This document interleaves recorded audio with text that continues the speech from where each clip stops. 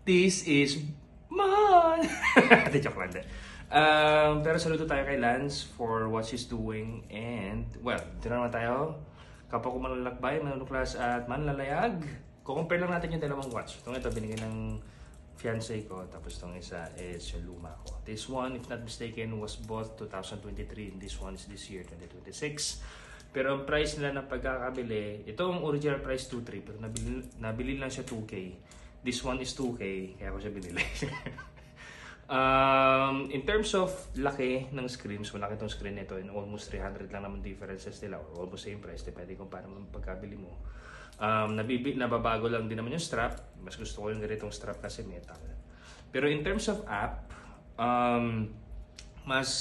ito kasi hindi ko nagagamit yung sa notifications niya, hindi ko rin nagagamit yung sa heartbeat and everything else, steps at saka watch lang talaga siya. Supposedly it could last 14 days, pero I think may nagalaw akong setting, kaya 80 lang yung charging niya, tapos tumatagal na siya mga 10 or so. But this one, hanggang ngayon, nasa 26 pa rin siya, charge ko mamaya.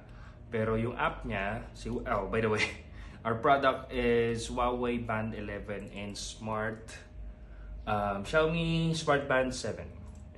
This one could better yung sa app niya, usage of app. As ginanahan akong tignan lagi yung sleep details ko sa pagtulog.